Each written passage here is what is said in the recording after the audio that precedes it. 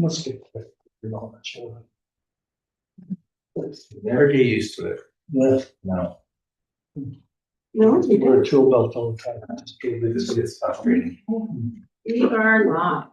Okay, I'll call the regular council meeting Monday, November 10th to order. Is there any introduction of late items? Being none, then I get a mover and seconder to adopt the agenda. Councilor Marcel and Councilor Reed, all in favor? Carried. The adoption of the minutes, the minutes from the regular council meeting held October 27th, 2025 be adopted. Can I get a mover and a seconder? Councilor Stanbury and Councilor Marcel. Any discussion? All in favor? Carried. Are there any questions from the agenda, items on the agenda gallery? Okay, see none. And our first presentation is Sergeant Jeff Witzke from the Columbia Valley Royal Native Mounted Police with the quarterly report. Thank you. Thanks for having me today. So I'm just going to give you the quarterly report. So this second quarter is consists of July, August, and September. So I know I'm a little behind, but I'll kind of give you an up-to-date as well kind of event. So when talking about those 3 months in particular, our file count for those 3 months was just over 1,070, slightly down from the same time last year, 1,032. So just kind of to put that into perspective, our file count for the year is typically just over 3,000. So a third of our call volume comes from the summer months.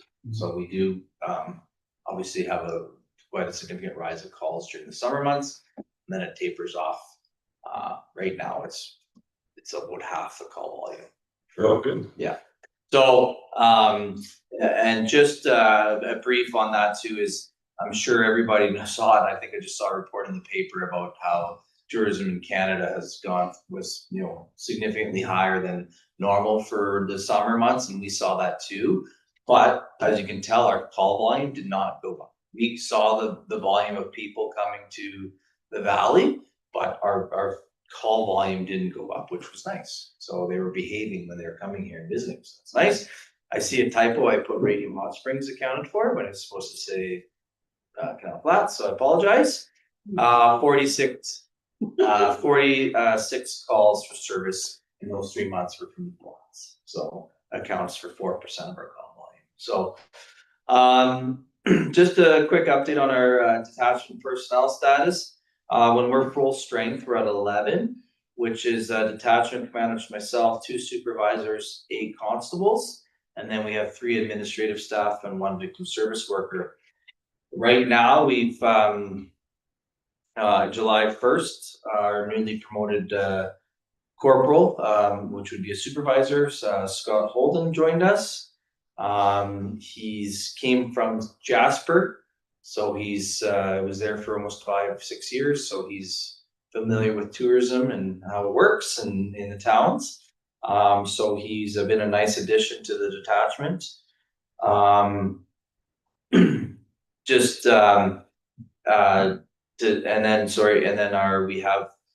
Right now we have 1 hard vacancy, which means and then we have 1 soft vacancy, which means the soft is one of our members is on maternity leave.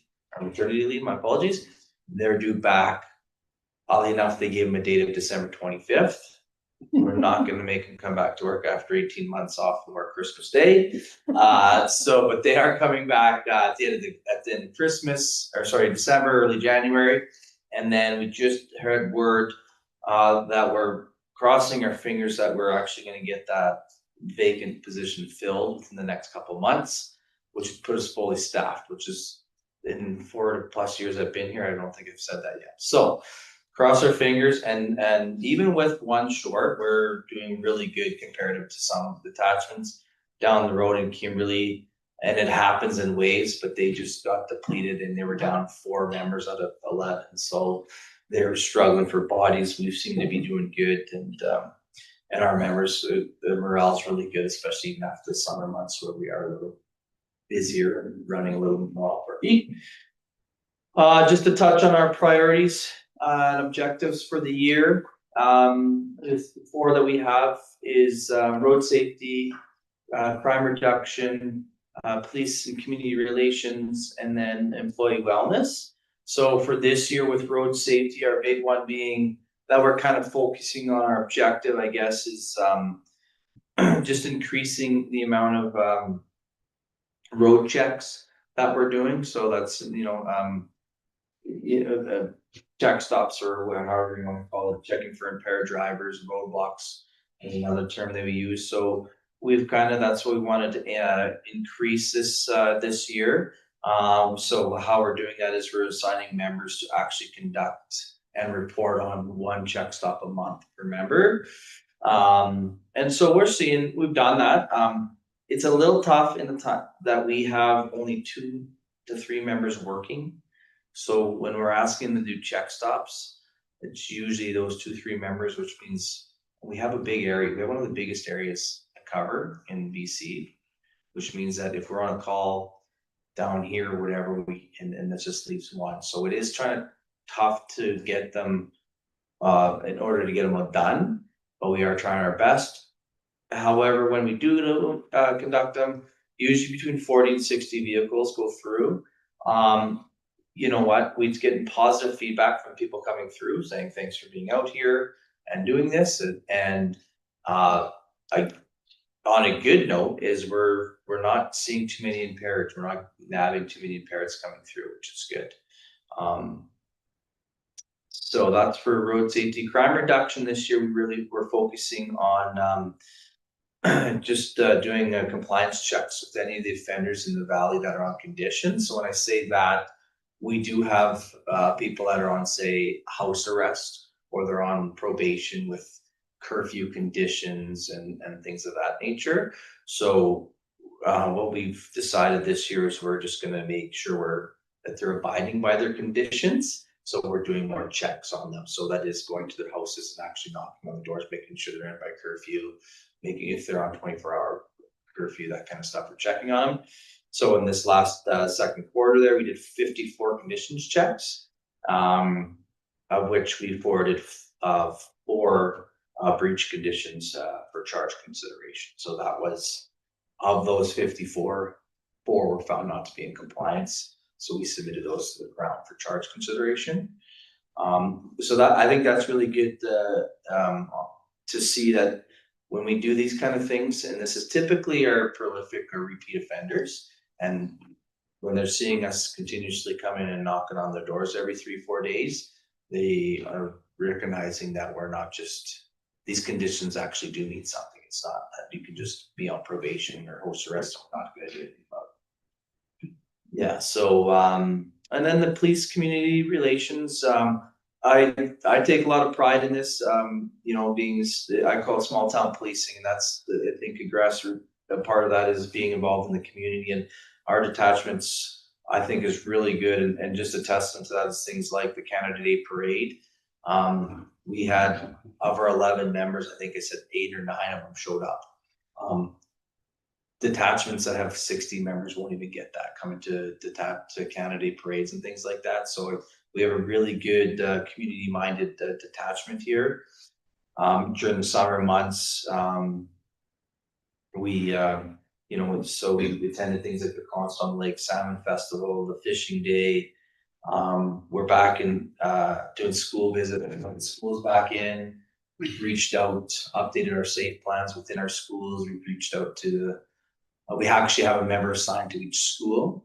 They have gone and introduced themselves and offered any kind of, if it's school visits, if it's school talks, whatever the case may be, we're just trying to be active within the schools and being a familiar face with the students. So there's that. And then for employee wellness, we have overall, I think, we have a very big on work-life balance and being in the valley in such a great place to live. and be out and enjoy the outdoors or hockey or whatever it may be is, we're a big proponent of that and making sure our members, get to use all of their holidays and make sure that they get time off with their families. And so overall, the morale has been really good here. We tried to organize an emotional resiliency seminar for the members just to deal with policing, and unfortunately I got approval, and then they, just because of the times the province has asked us to cut back on our spending, so that I got approval, and 36 hours later they said, actually no, you can't do this. So unfortunately we were planning on running the course there, so maybe next year if there's funding, we'll try to do that. But yeah, overall the members are in good spirits. They're like, we have a great detachment here. They all show up for each other. They like coming to work, which is good, because there's a lot of detachments where they're shorthanded. People aren't showing up to work because they don't like who they're working with. So, and that's a big thing, is co-workers, and we all get along, which is great. So, and it's good for the valley.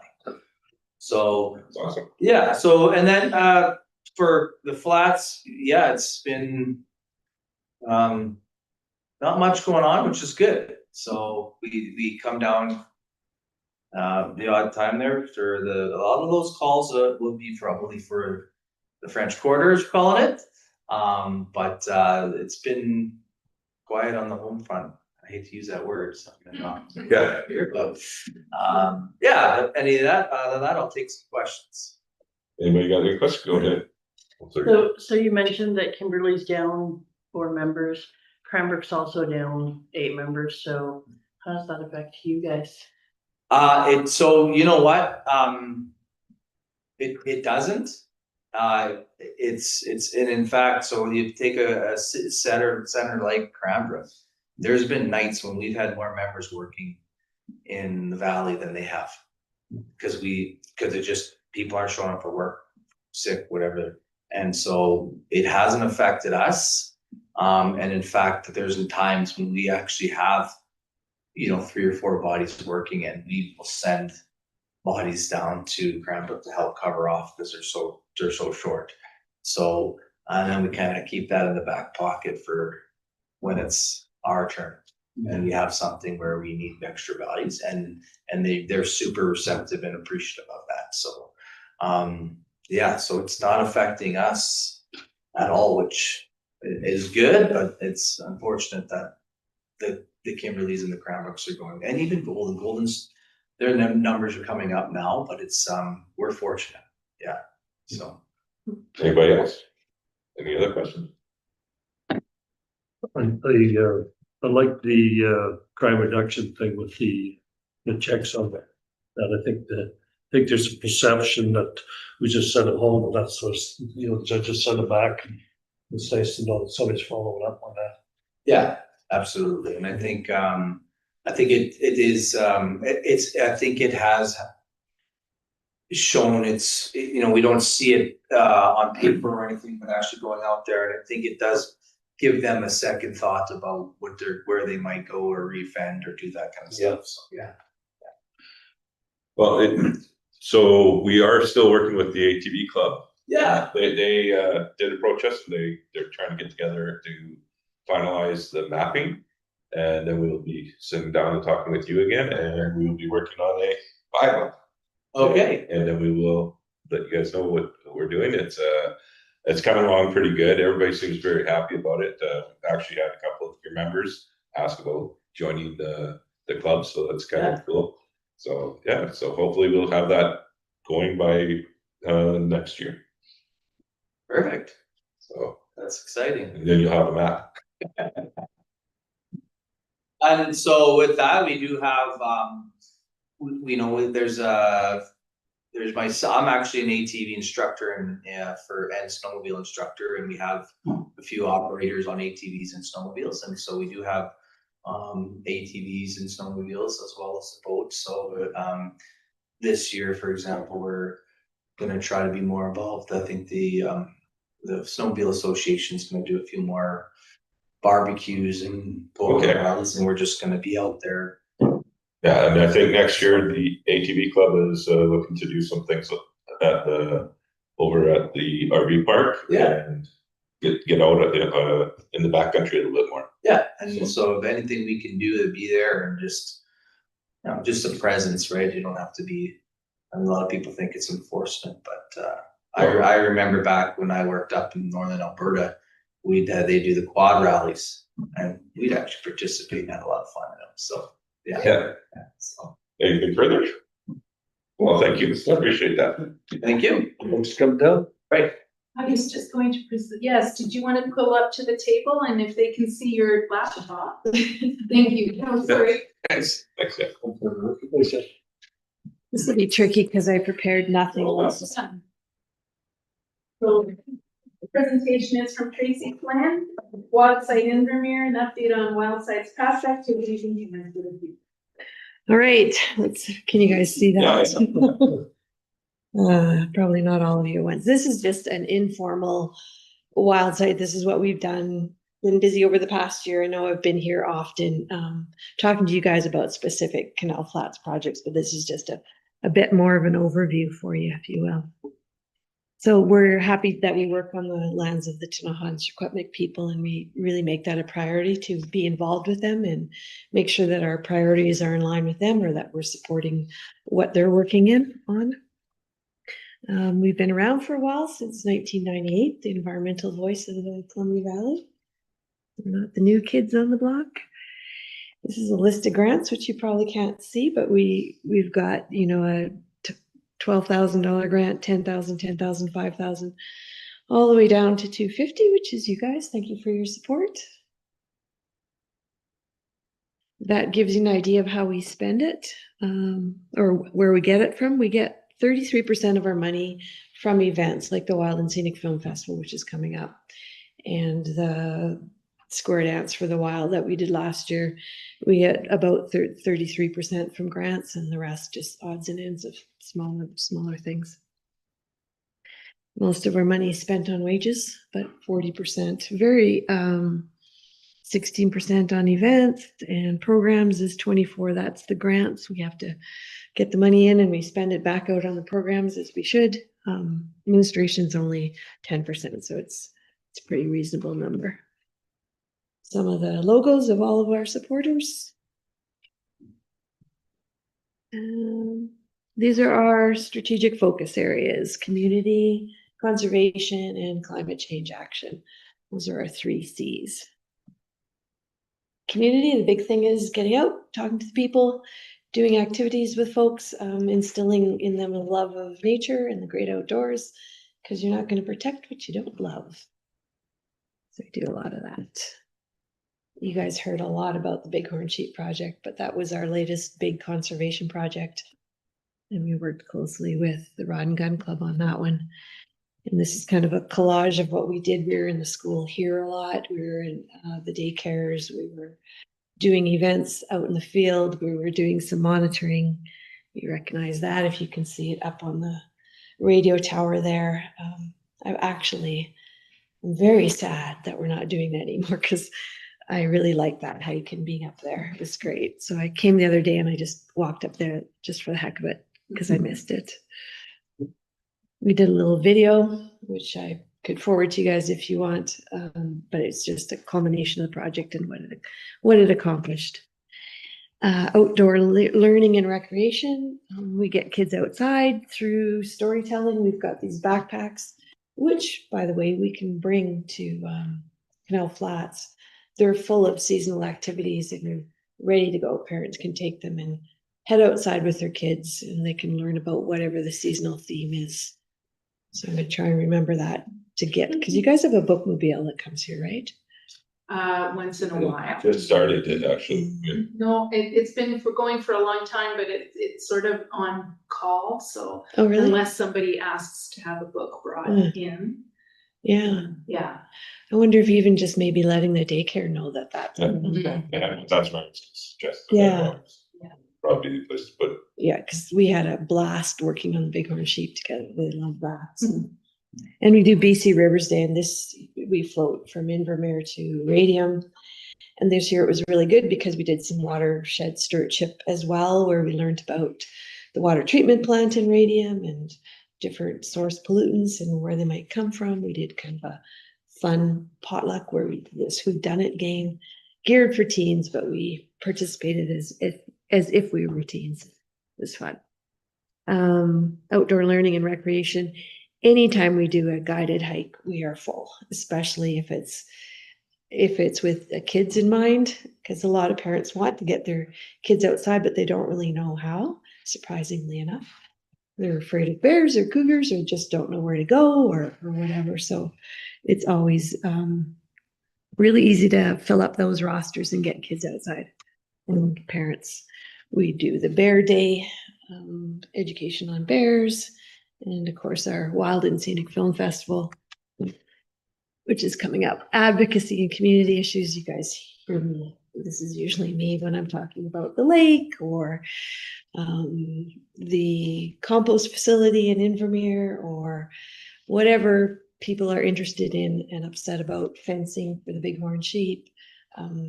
So there's a team of 3 of us that will do technical reviews on issues that might be in our wheelhouse and try and provide comments that are scientific and sound for projects like that, if we feel, there's a need for the conservation environmental voice.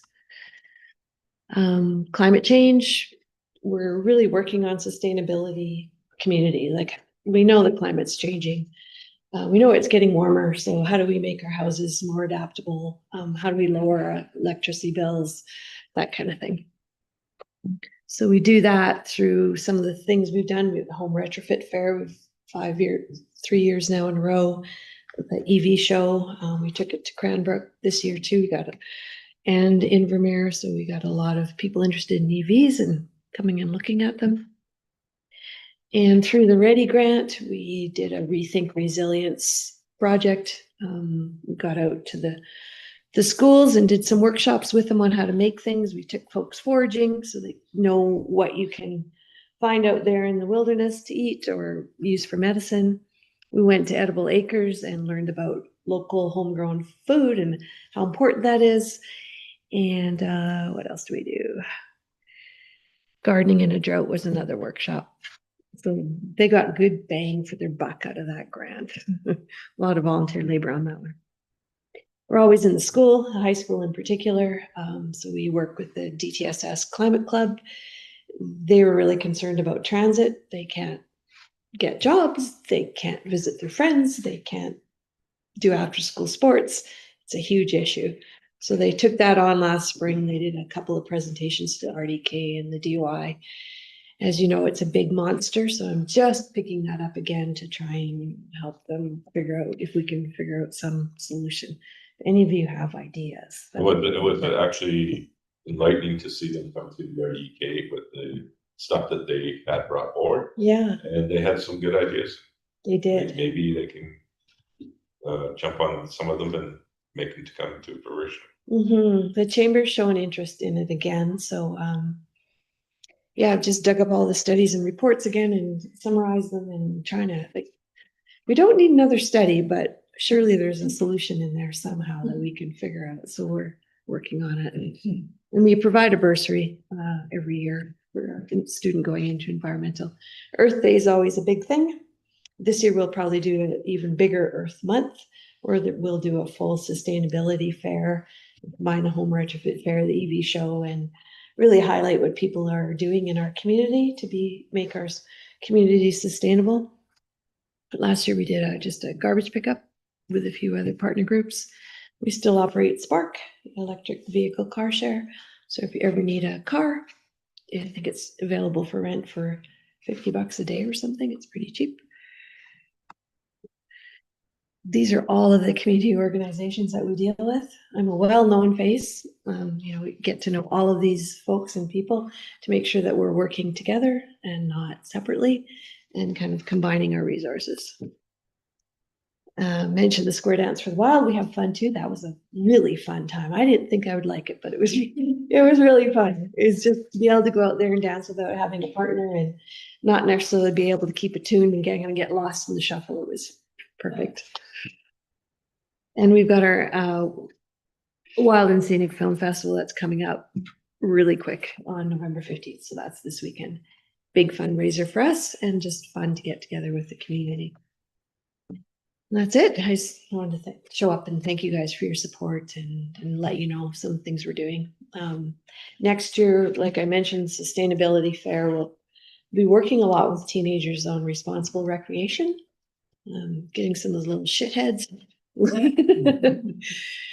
I say this with love because it's even my nephews and nieces that are high marking some peaks where there's goat herds and things like that. So just education on like, yeah, this is fun, but there's places to do it. Or and partnering with rec sites and trails, they want us on the landscape more to be at those sites that are getting a lot of pressure and to be working with teens there as ambassadors. So got some funding from rec sites and trails. Columbia Valley Tourism is supporting us with in kind, and they also want to get that messaging out. We live in a beautiful place. We don't want to see it trashed, right? It's just that. Any questions? Yeah, go ahead. I was just curious how the radium sheep overpass. Just about done, I think, is it done? Yeah, the Because- fencing is almost done. They're still working on that one section. It's this time of year when they would be using that kind of, so. Yeah, I've seen the rams on the overpass, but the ewes are not there yet. So there's some concerns that the two approaches are too steep. Because all wildlife needs to use that overpass, not just the sheep. And there's also concerns that they haven't seeded it soon enough, so the weeds are on the overpass now. And I think probably really crucially, they cleared out some badger culverts that went under the highway so the badgers could continue to cross the highway under the culvert because they don't like overpasses too much. And as you know, badgers are a species at risk. But the culvert's here on this side of the fence, and then it ends here. So there's a few spots where they can get in, and then they're stuck inside the fence. So they didn't tie in the fences to the culverts. Yeah. That's a bit of a major problem. I'm not sure how they're going to fix it or whether the scope of the contract, I don't know. But the other problem is fence up both sides of the highway and nothing on the ends so the sheep can continue to walk up the highway. And it will be at least another year before they figured out a fencing solution for the ends. So the wildlife monitors that are working there they're pretty distraught because they're seeing sheep bouncing around in there already. So hopefully that'll get fixed. Apparently it takes quite a while for them to get used to those. Yeah, I think if they're gonna put some high value forage on the overpass that they'll be drawn to. I imagine they might put some salt blocks or something up there too that would attract them. Yeah. Fingers crossed. Thank you. Thank you. Anything else? Well, thank you for your presentation. I'd just like to add, I will send the presentation to council so they can read it. It's mostly just pretty pictures. But still. And thank you for your patience. Thank you. Our next item is a letter from Ministry of Housing, that the letter from Tara Faginello, Assistant Deputy Minister, Ministry of Housing and Municipal Affairs regarding local government elections regulation, BC Regulation 39093, be received for information. I get a mover and seconder, Councilor Reid and Councilor Steinberg. Any discussion? All in favor? Carried.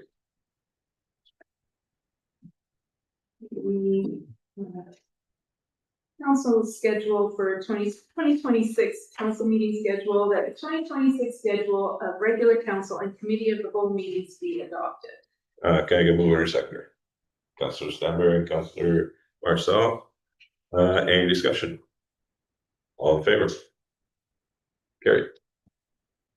Appointment of chief election officer and deputy chief election officer, that pursuant to section 58(1) and 2 of the Local Government Act, Sylvie Hubenoff be appointed chief election officer for conducting the 2026 general local election, with power to appoint other election officials as required for the administration and conduct of the 2026 general local election, and that Laura Favreau be appointed deputy chief election officer for the 2026 general local election. Can I get a mover and a seconder? Councillor Eden, Councillor Marcel, any discussion? If I may. Yeah, go ahead. Thank you. It does seem that it's very early to be doing this. However, as you can see from the last letter, election is very heavily focused in provincial government right now. And we have to get ready. We have set up budget for budget time, things like that. And there's also training that is available for both Ms. Favreau and myself. So by appointing us this early, we're able to take that training. Awesome. Yeah, go ahead.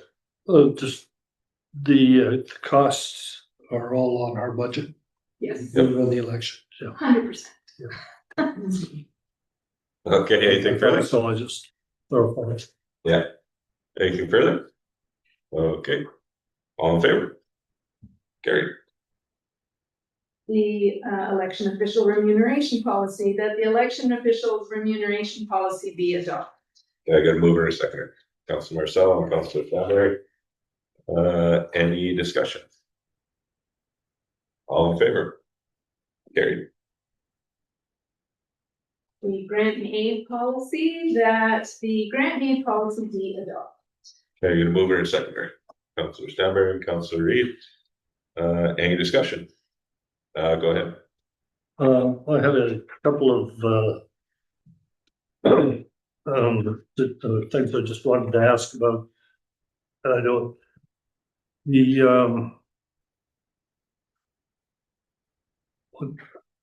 gotta get myself organized here. Yeah, the project and events grants, I just noticed you didn't include use of premises as a charge for under the grant. Go ahead. That would be the in kind. Okay. Okay. And then we have actions that take place outside the village of Canal Flats boundary. And then I see that gotta find that as I go along, sorry. In your grant application, okay, how much? I've lost it. If I may. Yeah, go ahead. Just for reference, Oh, Councilor, yeah. so this application is the old one, Oh, just okay. for comparison of what we had Okay. That's and good. what we will have. That's if good. Council. As I see here, you've got it out of town. Correct. Correct. Correct, yeah, that's the old one, and this is, if I can, elaborate as well. Technically, I was at the CAO Connect meeting on Thursday, and this topic actually came up. And it is, grant and aid funds are supposed to be for events or projects that happen within the boundaries of Canal Flats, not anything that happens outside of the boundaries. So this actually is kind of is contrary to the Local Government Act. Yeah, well, Should have never actually been on there. I thought maybe it's like sending people off to courses or something. The reporting and return of funds, it says the complete final report will be included in the notification letter. And I wasn't sure how that letter came to be, because I didn't see anywhere. Go ahead. It would either be at the end of the year, if they so choose to submit it, kindly, once their project is finished, to submit a letter, or as part of the grant application, because the application starts December 1st anyway, so if you're submitting an application on December 15th, you could put in your final report for the previous year. And then you have to submit your financials Correct. with that. That's a nice, I like that portion being added to this. Well, we've been working on it for a while, so. Been on my to-do list for 3 years, and it's finally risen to the top. I think it looks really good. I appreciate the work that you guys have done. Yeah, it's good. I really like I said, getting financial statements from societies or whatever are submitting for it. Yeah, anything further? Just if I Yeah, may. go ahead. This might be difficult for some of the users from the past to get used to. But as custodians of tax dollars, this is 100% tax dollars. It is up to village staff and council to manage this program properly and to make sure that the funds are being used. Yeah. 100%. Absolutely. And the people that are having problems can come and ask for help. Absolutely. So it's not that it should help everybody, so. Anything further? All in favor? Carried. The BC Transit Bus Shelter Program, that council authorized staff to collaborate with the Regional District of East Kootenay on the BC Transit Shelter Program. Can I get a mover and a seconder? Councillor Stanberry and Councillor Reed. Any discussion? Go ahead, Councillor Marcel. So we're talking about a shelter at a bench at these locations, both of them. Yeah, okay, Anything further? yeah. No, okay, Yeah, we're- all in favor? Okay, thank you. Great. The Civic Center Revitalization Advisory Committee report, that the Civic Center Revitalization Advisory Committee report for November 2025 be received for information. Okay, I get a mover and a seconder. Councillor Stanberry and Councillor Marcel. Any discussion? All in favor? Carried.